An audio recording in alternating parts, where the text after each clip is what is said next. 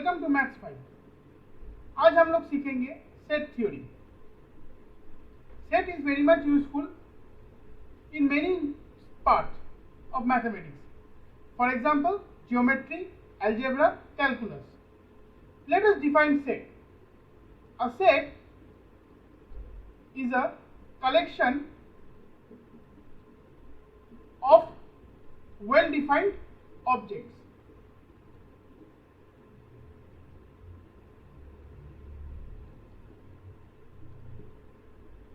Well-defined का मतलब क्या है?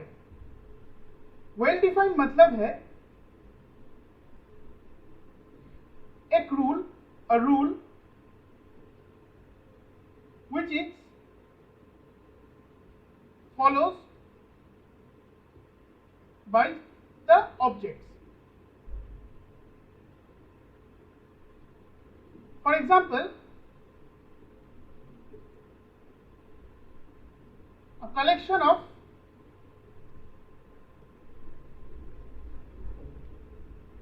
class 11-12 students from science stream। ये जो कलेक्शन ऑफ ऑब्जेक्ट्स है, जैसे 11-12 साइंस स्टूडेंट्स साइंस स्ट्रीम का, वो एक वेल डिफाइंड है क्योंकि यहाँ पे एक रूल दिया गया है। अब कौन सा वेल डिफाइंड नहीं है वो देख लेते हैं। A collection of all tall students of your school। ये वेल डिफाइंड नहीं है क्योंकि टॉल का कुछ स्पेसिफिक हाइट नहीं दिया गया है। तो ये वाला वेल डिफाइंड सेंटेंस नहीं है, ये वाला वेल डिफाइंड है। दूसरा पॉइंट क्या है सेट होने के लिए? The objects has to be different. The objects have to be different.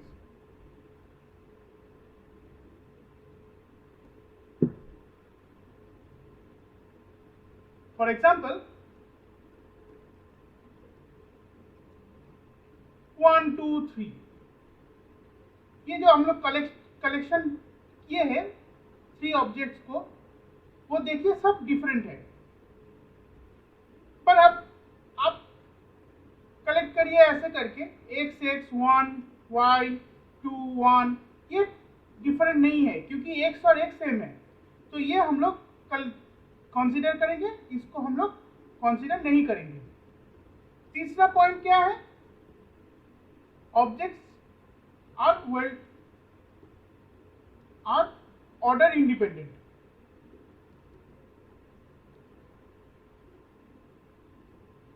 For example, कोई एक स्टूडेंट ऐसे लिया 1 2 3 करके और एक स्टूडेंट लिया है 2 3 1, दोनों का सेट सेम है। Now let us give some examples on set.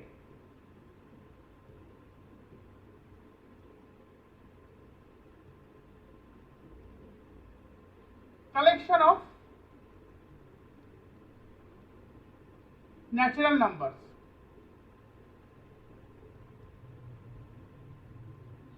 ये जो कलेक्शन है नेचुरल नंबर्स, वो एक सेट है। दूसरा क्या है ले सकते हैं? कलेक्शन ऑफ, बहुत चीज हम लोग कलेक्ट कर सकते हैं, जैसे collection of reverse in India.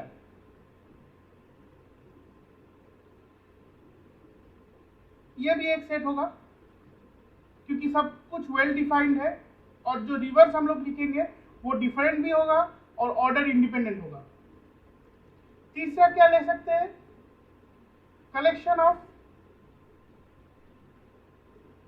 all real numbers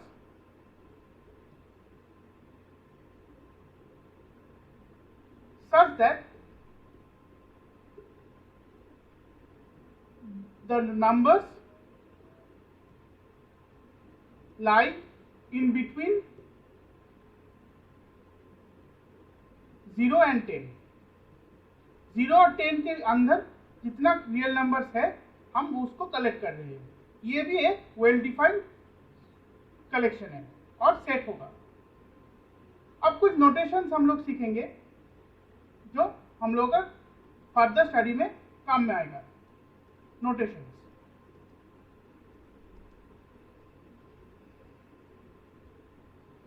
set को हम लोग कैपिटल लेटर से डिनोट करते हैं, A B C, like this. Elements को हम स्मॉल लेटर में डिनोट करते हैं, X Y Z, A B C etcetera.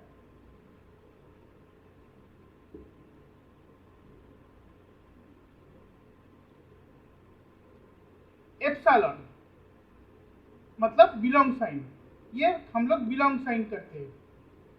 Belong sign मतलब x बिलोंग्स टू a, मतलब क्या है कि कोई एक एलिमेंट है x जो a में है। Does not belong, does not belong, इसका मतलब क्या है, x does not belong to a।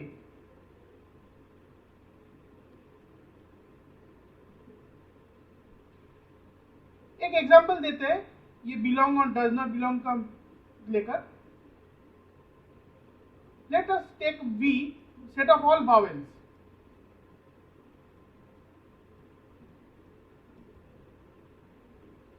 तो A बिलोंग्स टू V क्योंकि A एक वावेल है, पर M does not belongs to V क्योंकि M एक वावेल नहीं है।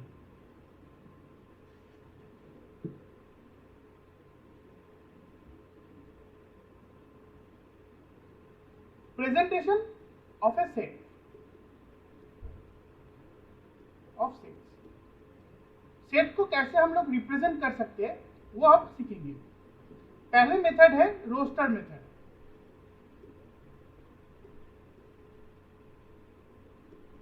तो एक एग्जांपल लेके समझते हैं।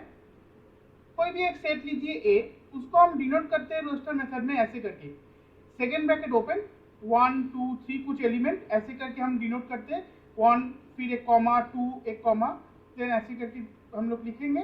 और after completing all the elements, collecting all the elements, हम एक सेकेंड ब्रैकेट क्लोज कर देंगे। ये है रोस्टर मेथड।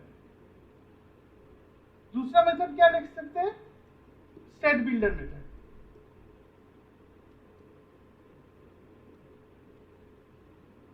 ये मेथड नॉर्मली ज्यादा यूज होता है, तो इसको डिनोट कर सकते हैं ऐसे करके, a equals to second bracket open x जो एक एलिमेंट है, such that x such that p of x, ये p ऑफ x क्या है,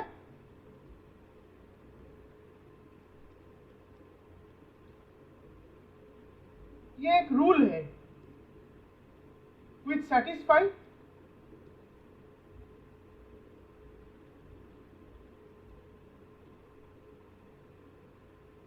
by the elements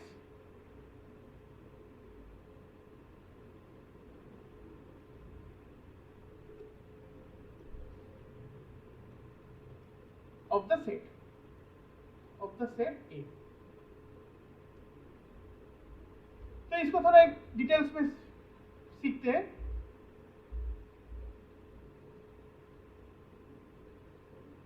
A equals to x belongs to integer set such that this is called integer set, x is even and x lying in between 1 to 7। तो इसका roster form क्या होगा, integer element ले रहे हैं हम, तो 2 4 6, ये है रोस्टर फॉर्म और ये है सेट बिल्डर फॉर्म। इसको कहते हैं रोस्टर फॉर्म और इसको कहते हैं सेट बिल्डर फॉर्म।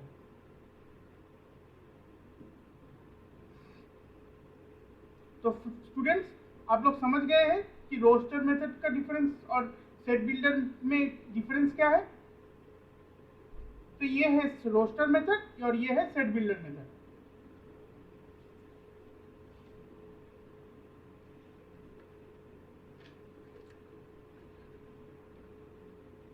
नाउ हम लोग कुछ डेफिनेशंस सीखेंगे।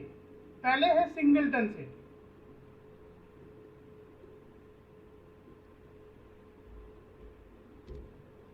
Now we will learn singleton set. Now we will learn singleton set, a set which contain only one element. Contain only one element. For example, 1, A और B etc. बहुत सारे आप लिख सकते हैं इसमें। दूसरा डेफिनेशन है नल सेट। हम लोग डिनोट कर सकते हैं ऐसे करके 5। नल सेट में क्या है? नल सेट में कुछ एलिमेंट, कोई एलिमेंट नहीं है। Null set does not contain any element.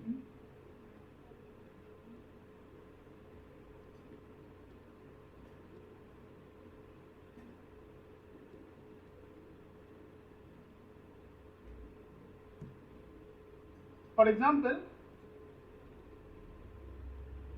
x belongs to integer set such that, अब ऐसे करके भी such that लिख सकते हैं, ऐसे स्लैश करके भी such that लिख सकते हैं और ऐसे भी लिख सकते हैं।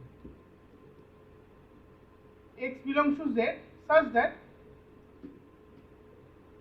x lie in between 1 to 2. Now students, there are no integer which lie in between 1 to 2. So this set is null set. Third definition is finite or infinite set.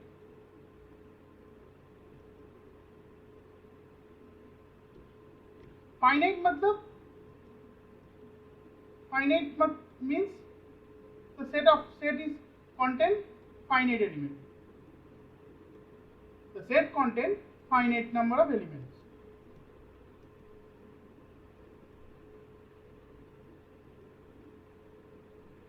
और इनफाइनाइट में दो टाइप है, एक है countable और एक है uncountable. एक है काउंटेबल और एक है uncountable.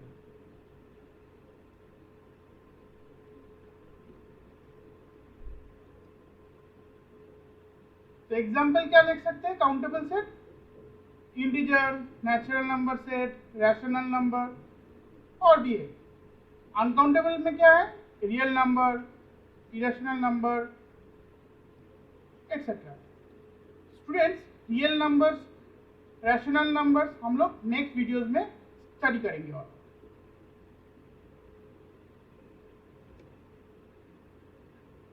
Next definition is subset. A और B दो सेट है, two set. A is subset of B, मतलब ये डिनोट करते हैं सबसेट नोटेशन, ये वाला है। A is subset of B, मतलब if X belongs to A, that imply X belongs to B।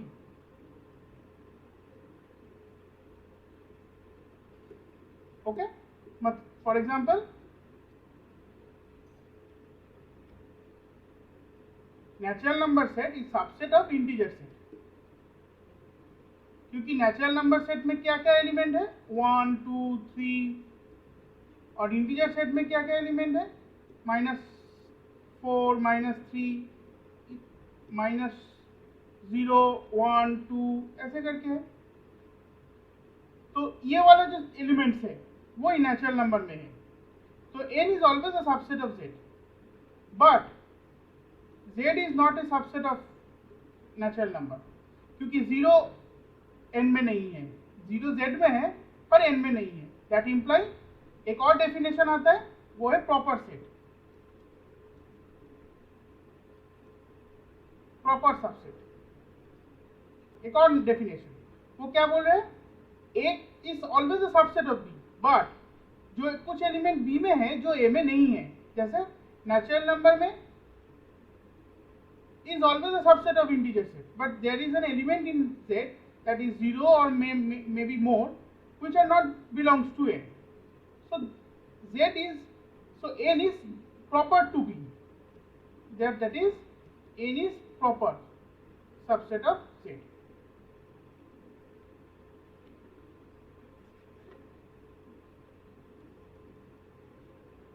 Equal set का डेफिनेशन क्या है? A equals to B. इसका मतलब क्या है? A is subset of B and B is subset of A.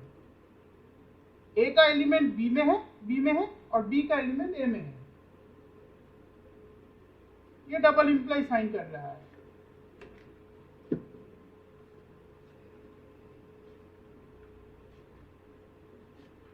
एक और डेफिनेशन है, वो है universal set.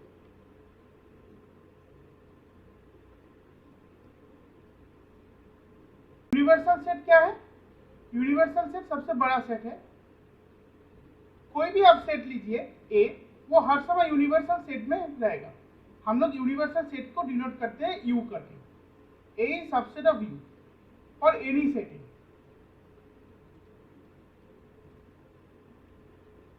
Next definition is set of sets.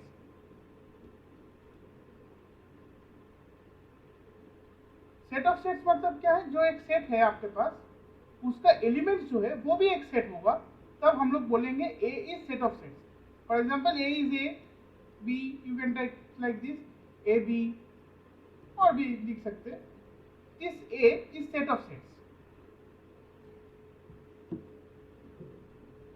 इसका एक एग्जाम्पल है, वो है power set. Power set of a set.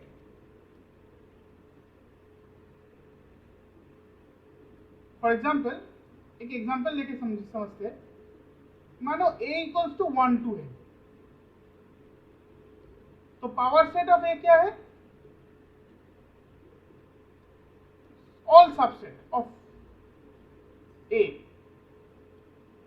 1, 2, 1, 2 and 5. अब हम लोग यहाँ पे आप लोग नोटिस कर सकते हैं कि इसको हम लिया है, फाइनल सेट को हम ऑलवेज अ सबसेट लेते हैं, तो इसको प्रूफ करना पड़ेगा. तो एक कंक्लूजन हम ड्रॉ कर रहे हैं कि phi is always a subset of every set. क्योंकि सपोज phi कोई एक सेट का सबसेट नहीं है, मतलब एक एलिमेंट x जो phi में है, that imply there exists x belongs to phi such that x does not belongs to A. But students, phi does not contain any element.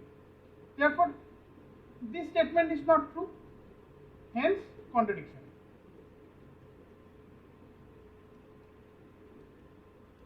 तो trivially हम लोग कह सकते हैं कि phi is a subset of every set.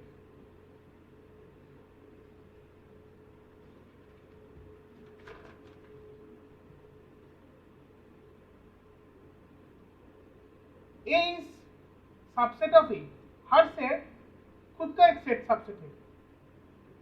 ये तो trivial है, क्योंकि x belongs to A, that imply x belongs to A, तो ये ट्रू है. और दूसरा चीज, एक और पॉइंट में कहना चाहता हूँ कि suppose A subset of B, आप लोग खुद भी ट्राई कर सकते हैं A subset of B and B subset of C. मेरा वीडियो को पॉज करके आप ये ट्राई कर सकते हैं. आप that implies A subset of C. तो let x belongs to A. मुझे क्या दिखाना है? मुझे दिखाना है x belongs to C. जो A में है वो C में भी है, मुझे ये दिखाना पड़ेगा. तो कैसे दिखाएंगे? x belongs to A मान लेते हैं. तो x belongs to A मतलब क्या है?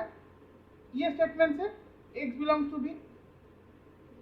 अब ये स्टेटमेंट को पकड़ेंगे तो क्या मिलेगा? x belongs to C. That imply क्या हुआ? x belongs to A, then x belongs to C. Therefore, A is subset of C. Since ये जो हम ले रहे हैं x, वो कोई भी एक एलिमेंट है, तो इसलिए हम लोग कह सकते हैं कि A is subset of C. एक एलिमेंट C में रहेगा तो हम लोग नहीं कह सकते. हम लोग को दिखाना पड़ेगा हर एलिमेंट जो A में है वो C में भी होगा, तभी हम लोग कह सकते हैं A is subset of C. मैं यहाँ पे जो x लिया हूँ वो एक आर्बिट्ररी एलिमेंट है, कोई भी एक एलिमेंट में ए से चूज कर रहा हूँ, वो मैं दिखा रहा हूँ कि सी में भी होगा।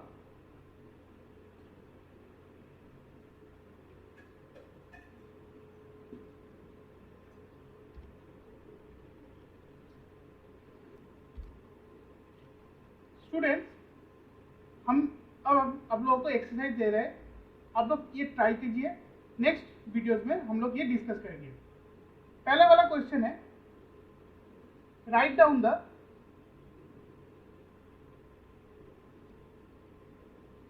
फॉलोइंग स्टेटमेंट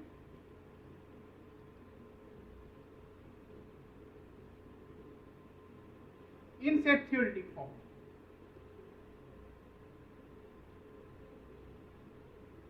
और सेट बिल्डर फॉर्म।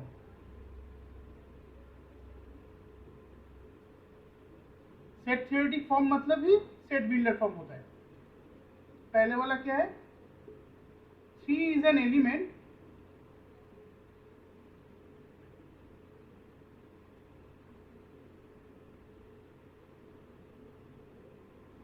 আরেকটুখানি কাটতে হবে, সরি।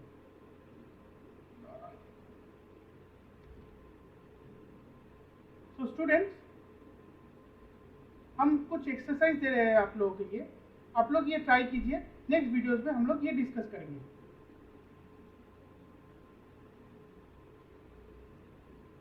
नंबर 1 क्या है,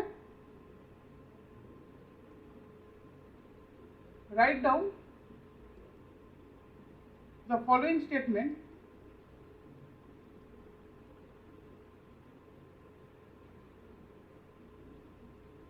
in set theoretic form.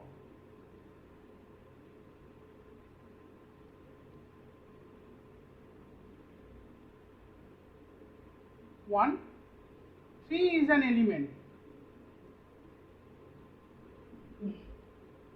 of A.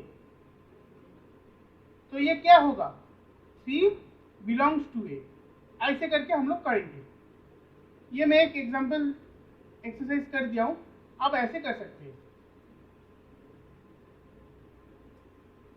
दूसरा क्या है, 4 does not belong to B।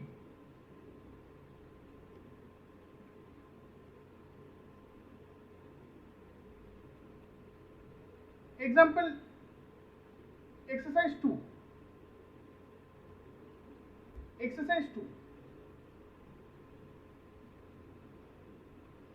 Represent the following set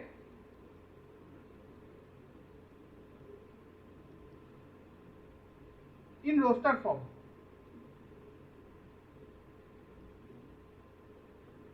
Number 1,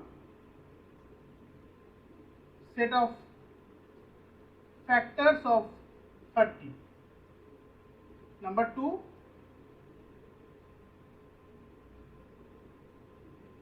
x which is a set A such that, ये एक सेट बिल्डर फॉर्म में लिखा हुआ है, आपको सेट रोस्टर फॉर्म में लिखना पड़ेगा। A is a perfect square.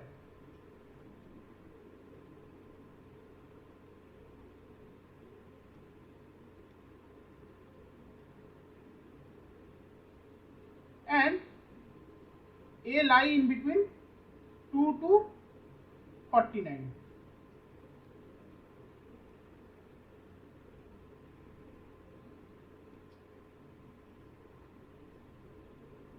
Number 3, y x such that x is an even number, natural number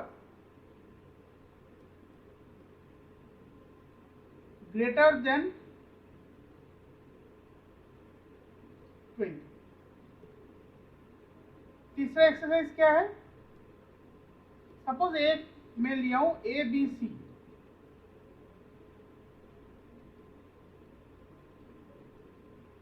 इसका पावर सेट निकालिए। पावर सेट क्या है। सो स्टूडेंट्स, आज के लिए इतना ही।